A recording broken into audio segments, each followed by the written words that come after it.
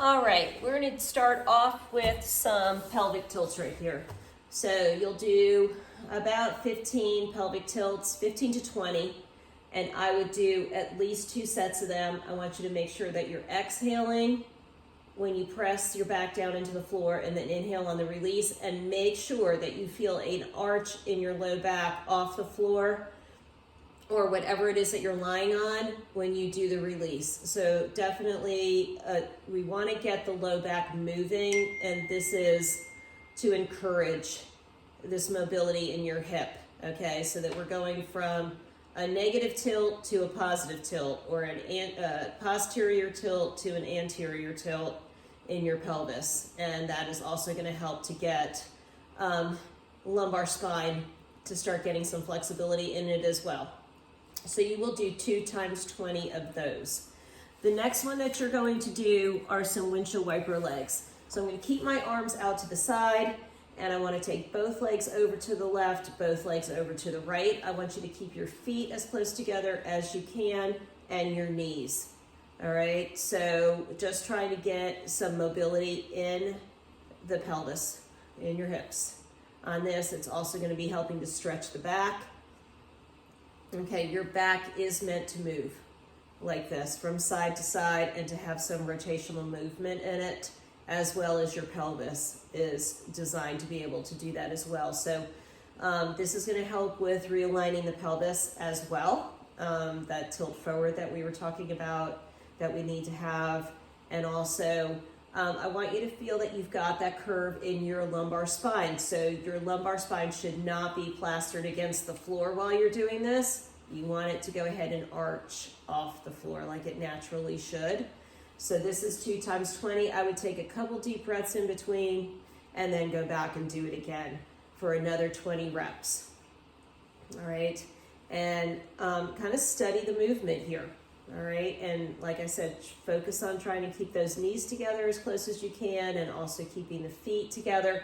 They're going to rotate up off the floor a little bit. You'll be coming up on the edge of the foot, which is totally fine. The knees will probably slip a little bit as well.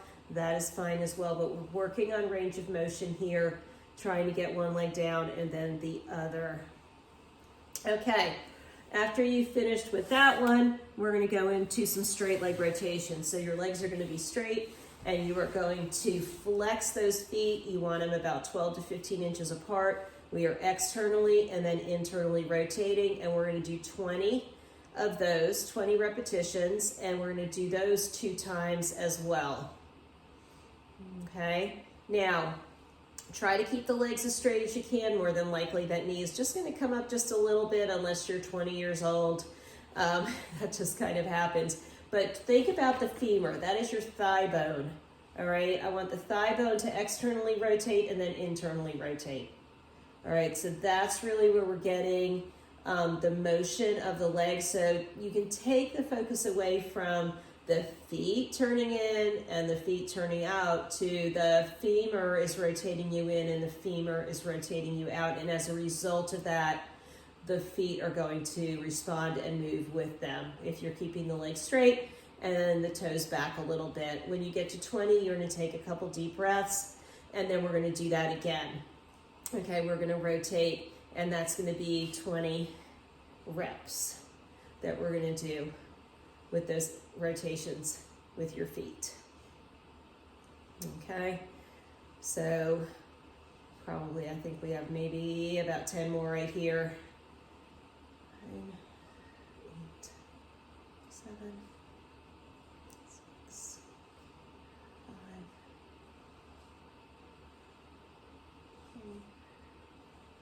4, 2, last one. Okay, the next one after that is that we are going to do hip rotations in the groin stretch position. So I'm going to bring my feet in as close to my hips as is comfortable. Knees are bent.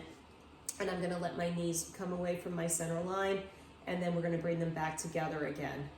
All right, so working within a comfortable range of motion here, but what I want you to focus in on is that you're not allowing the hip to roll more to one side than the other. So for instance, I'm not rolling to my right side more than I am my left. You can feel both of your hips on the floor here. Okay, and we're going to do 2 times 20 on this as well.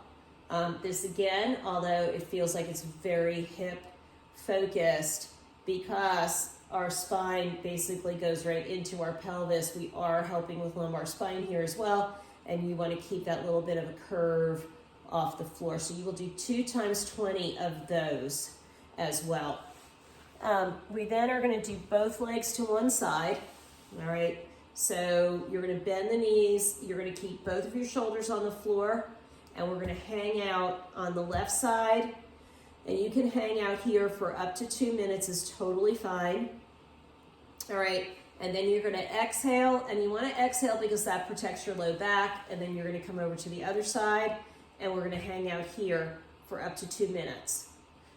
Some days when you are really tight and stiff and sore, 30 seconds might be the max, and then switch, but then go back to it so that you're getting a total of 2 minutes in the stretch on either side. If you need to break it up into smaller chunks, that's okay, in order to be able to tolerate. Yesterday's body is not today's body and won't be tomorrow's body. So things can really change on a daily basis with this. And then the last thing that you're going to do is you're going to come up on your hands and knees into a cat-cow.